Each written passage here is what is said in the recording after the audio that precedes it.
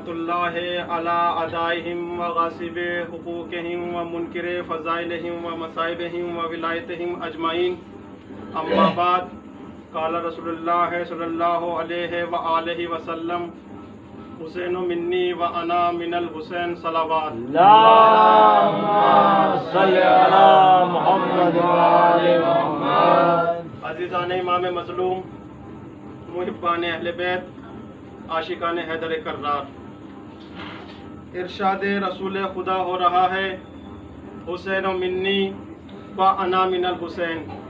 حسین مجھ سے ہے اور میں حسین سے ہوں۔ کون حسین؟ وہ حسین جس کی مجلس آج برپا ہو رہی ہے، وہ حسین جس کا فرش عزا آج گھر گھر میں بچھا ہوا ہے۔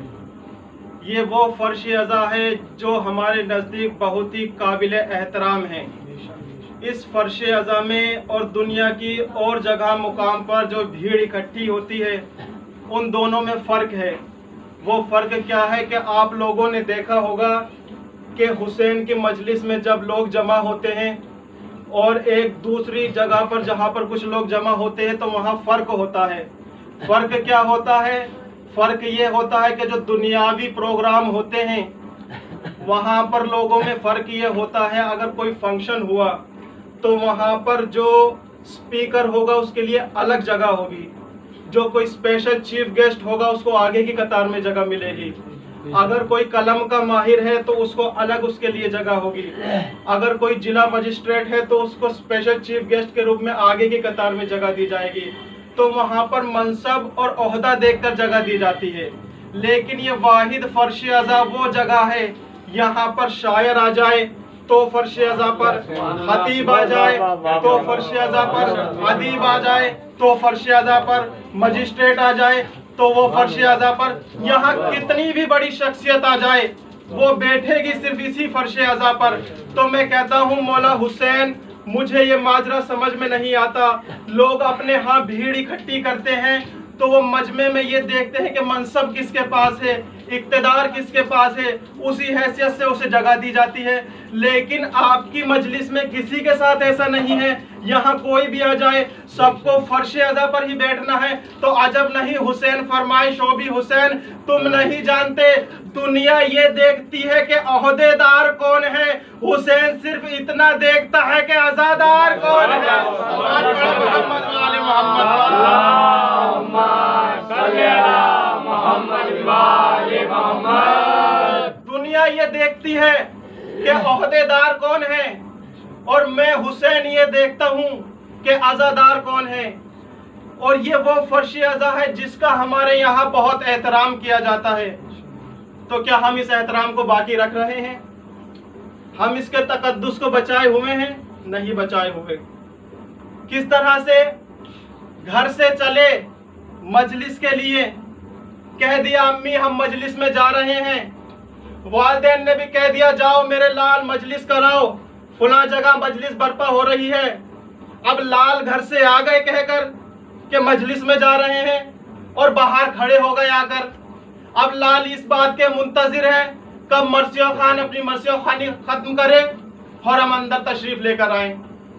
اب لال پھر بھی اندر نہیں آئے، اب لال لال منتظر ہے کہ ذاکر اپنی خطابت کو رکت تک لے جائے تو ہم پھر اندر آئیں، وہ پھر بھی نہیں آئے۔ نوحہ بھی ہو گیا، لاسٹ میں آخر میں آئے، مانو کہ جیسے انہوں نے مجلس میں آ کر کوئی احسان کر دیا ہو۔ بس ان کے لیے میرے لیے پاس ایک ہی جملہ ہے کہ غربت میں بھی بادشاہی کا اعلان کر دیا، غربت میں بھی بادشاہی کا اعلان کر دیا، غم شاہ نے ہم کو سلطان کر دیا۔ کچھ لوگ مجلس شاہ میں ایسے ہوئے شریک مانو حسین پہ کوئی احسان کر دیا، مانو حسین پہ انہوں نے کوئی احسان کر دیا۔ نہیں میرے عزیزو، یہ فرش عزا ہے۔ اگر ہم اس سے تہذیب نہیں سیکھ سکتے تو دنیا کی کوئی اسکول، کالج، یونیورسٹی، درسگاہ ہمیں علم نہیں دے سکتی۔ جب ہم اس منبر رسول سے شعور حاصل نہیں کر سکتے تو کہیں سے نہیں کر سکتے۔ منبر رسول سے مسلسل حق بیان ہو رہا ہے لیکن ہمارے کان پر جوں نہیں رنگ رہی ہے۔ ہم آ جاتے ہیں باہر، گھنٹوں موبائلوں میں پب جی کھیلتے رہیں گے، سوشل میڈیا استعمال کرتے رہیں گے۔ آپ کو جو کرنا ہے اپنے گھر کیجئے، اگر گھر سے یہ یقین کر کے آئے ہیں کہ مجلس حسین میں جانا ہے تو سیدھے آئیں، چاہے مرثیہ ہو رہا ہو، پیش خانی ہو رہی ہو، خطابت ہو رہی ہو، آپ آئیں، تشریف رکھیں یہاں پر، اس لیے کہ اس فرش عزا پر ایسی ایسی مقدس شخصیتیں موجود ہیں کہ کوئی آئے نہ آئے وہ سب سے پہلے آ جاتے ہیں۔ پھر یہ بات کہنے کی اس لیے ضرورت آئی، پھر جو آس پاس کے لوگ ہیں غیر قوم کے، وہ دیکھ کر اعتراض کرتے ہیں کہ جی یہ اپنے آپ کو حسین کا عزادار کہتے ہیں، دیکھیے آ کر باہر رک گئے، کیا ان کے ممبروں سے انہیں یہ بتایا جا رہا ہے؟ تو وہاں سے طنز ہو رہا ہے، آپ اس طنز کو اپنی جانب خود لے رہے ہیں نا، انہیں بولنے کا موقع ہی کیوں دے رہے ہیں؟ یہ بتائیں جی۔ پھر بولنے والے نے تو یہاں تک حد کر دی، یہ امام حسین کے چاہنے والے ہیں، مجلس میں آتے ہیں۔ اگر امام حسین واقعی امام تھے تو پانی منگا کر کیوں نہیں پی لیا؟ اچھا، تو میں کہتا ہوں بدبخت شخص، اس قسم کی بات کرنے والے، جس اسلام کا تو دم بھرتا ہے نا، حسین نے اپنی آتش کو اس عروج پر رکھا تھا کہ حسین کوثر منگوا کر پی لیتے لیکن تیرا اسلام ٹوٹ کر چکنا چور ہو جاتا۔ صلوات پڑھیں محمد والے محمد صلی اللہ محمد والے محمد۔ ہاں عزیزو، ہمیں یہ خیال رکھنا ہے کہ یہ فرش عزا ہے، اس کے احترام کو پامال نہ ہونے دیں۔ ہم جس بھی وقت گھر سے چلیں فوراً فرش عزا پر آئیں، یہ اس حسین کی فرش عزا ہے۔ کون حسین؟ وہ حسین کے جو 3 شعبان کو دنیا میں آیا اور 10 محرم کو دنیا سے چلا گیا۔ جس وقت دنیا میں آیا، دنیا کے پہلے دن بھی ایک مجرم کو معافی عطا کی، اور زندگی کے آخری دن بھی ایک مجرم کو معافی عطا کی۔ زندگی کے پہلے دن فطرس کو بالوں پر عطا کر دیے، وہ عرش کا مجرم تھا۔ فطرس یہ وہ فرشتہ تھا کہ جس نے ہوا میں پرواز کرتے ہوئے صدا بلند کی، مم مثلی، کون ہے میرے جیسا؟ خدا نے بجلی پھینکی، اس کے بالوں پروں کو سلب کر لیا۔ یہ مدتوں گمنامیوں کی وادیوں میں پڑا رہا، یہاں تک کہ دنیا میں آدم آئے۔ میں کہتا ہوں فطرس، دنیا میں آدم آئے ہیں، آدم کی بھی توبہ قبول ہوئی ہے، آدم کے ذریعے خدا کے یہاں سفارش لگا دو، توبہ قبول ہو جائے گی۔ لیکن فطرس نہیں آیا۔ دنیا میں ابراہیم آئے، میں کہتا ہوں فطرس اب تو آ جاؤ، ابراہیم ہیں، آگ کو بھی گلزار کیا تھا، اپنے بالوں پر واپس لینے کے لیے سفارش لگا دو، لیکن فطرس نہیں آیا۔ نوح نجات کی کشتی لے کر گھومتے رہے لیکن فطرس اس میں سوار نہیں ہوا۔ دنیا میں محمد مصطفیٰ آئے، میں کہتا ہوں فطرس اب تو آ جاؤ، یہ حسین کے بھی نانا ہیں۔ تو عجب نہیں فطرس فرمائے میں رسول کی بارگاہ میں آ کر اپنا کیس خراب نہیں کروانا چاہتا۔ تو میں کہتا ہوں فطرس کس طرح کی بات کر رہے ہو؟ نبی کے در پہ آنے سے مقدر بنتے ہیں، بگڑتے نہیں ہیں۔ تو عجب نہیں فطرس فرمائے شوبی حسین، رسول کے پاس علم ہے، وہ کسی بھی بات کو کرنے سے پہلے لوح محفوظ پر دیکھ لیتے ہیں۔ اگر نبی نے لوح محفوظ پر میرے کاغذات چیک کر لیے تو میری غلطی سامنے آ جائے گی، میرا گناہ سامنے آ جائے گا، لہٰذا میں اس لیے نہیں جانا چاہتا۔ 3 شعبان کو دنیا میں امام حسین آئے، فطرس چند فرشتوں کے ہمراہ حسین کے قریب پہنچا، حسین کے جھولے سے خود کو مس کیا، بالوں پر مل گئے، بالوں پر مل گئے۔ یہ تھا عرش کا مجرم جسے حسین نے معافی عطا کی زندگی کے پہلے دن، اور ایک تھا فرش کا مجرم زندگی کے آخری دن جس کو حسین نے حسین علیہ السلام بنا دیا۔ ایک عرش کا مجرم تھا، ایک فرش کا مجرم تھا۔ ساتھ والے تھانے کو کبھی بھی دیکھ لینا، بغل والا تھانہ نہیں لگتا ہے، کیوں کہ اس لیے کہ ہر چیز کی حد ہے، ضلع کی حد ہے، اسٹیٹ کی حد ہے، ملک کی سرحد ہے۔ دلی کا مقدمہ کبھی لاہور نہیں جاتا اور لاہور کا مقدمہ کبھی دلی نہیں آتا، لیکن شبیر نے پہلا مقدمہ جھولے میں لیٹے لیٹے عرش کے مجرم کا سماعت فرما کر کائنات کی ذہن پر لکھ دیا، عرش کا بادشاہ بھی حسین ہے اور فرش کا بادشاہ بھی حسین ہے۔ صلوات پڑھیں محمد والے محمد، صلی اللہ محمد والے محمد۔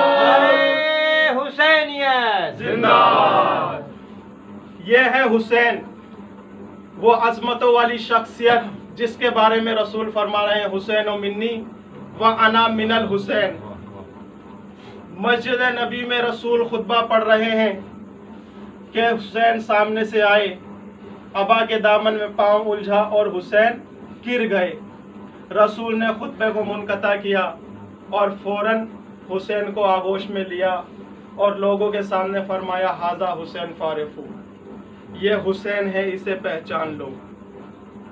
ہاں عزیزو، یہ وہی حسین ہے جس کے بارے میں دنیا اعتراض کرتی ہے کہ حسین اگر واقعی امام تھے تو پانی منگا کر پی لیتے، اگر حسین پانی منگا کر پی لیتے تو تمہارا اسلام کا نقشہ آج کچھ اور ہی ہوتا۔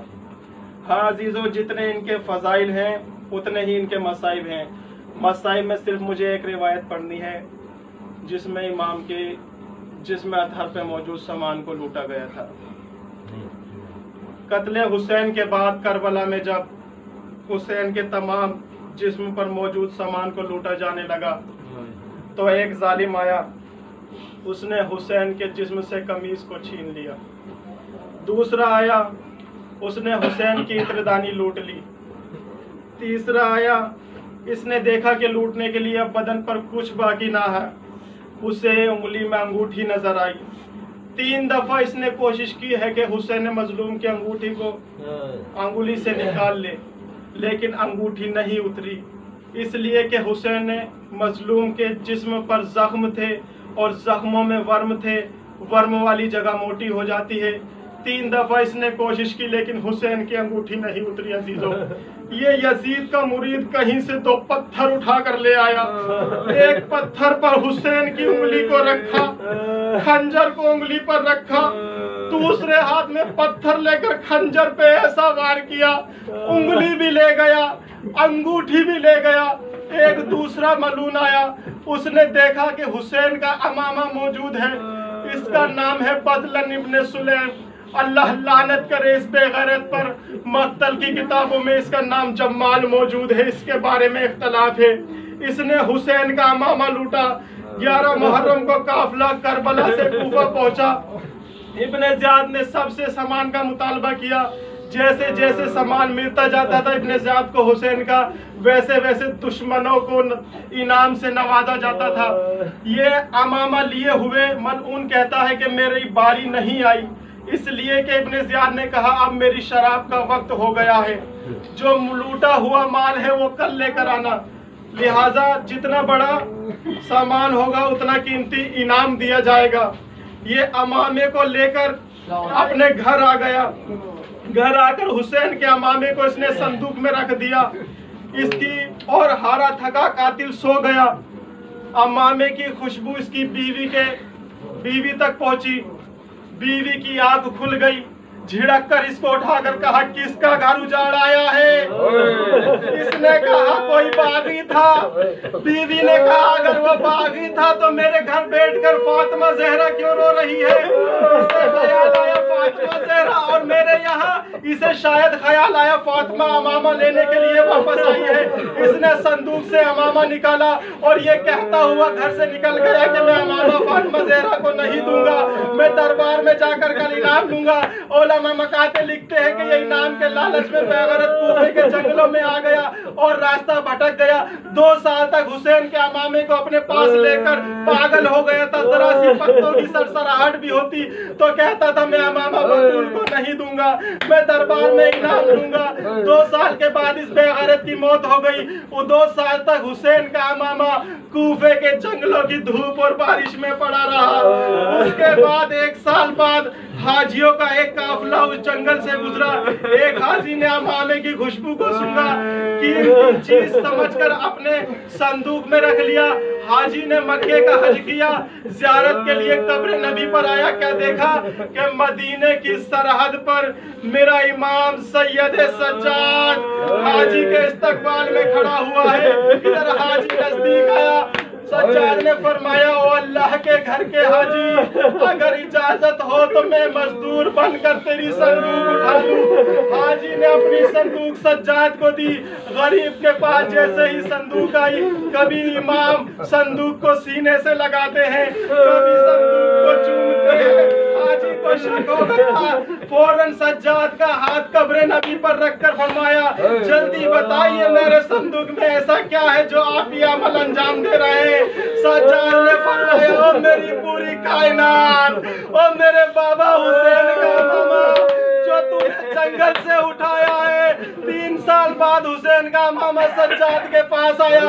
سجاد جیسے ہی امامہ لے کر گھر پہنچے سب بیویوں نے سجاد کے گرد حلقہ بنایا اور زینب عالیہ نے سجاد سے امامے کو لیا. جیسے ہی امامے کو کھولا، امامے کو جیسے ہی کھولا گیا شبیر کا تازہ خون امامے سے نکلا. تیروں سے پھٹا ہوا امامہ، تلواروں سے کٹا ہوا امامہ. زینب عالیہ نے سیدھا امامہ لیا، قبر رسول پر پہنچی، امامے کو قبر رسول پر رکھ دیا. رسول کی قبر میں زلزلہ آیا. زینب اٹھا لے، میں برداشت نہیں کر سکتا. زینب نے فرمایا واہ نانا واہ، مرد ہو کر نواسے کا امامہ برداشت نہیں کر سکتے اور میں مستور ہو کر 70 قدم پر قاتل کے سامنے منتیں کرتی رہی. نہ مار، میری ماں نے چکیا پیس پیس کے پالا ہے. انا للہ و انا الیہ راجعون. ماتم حسین.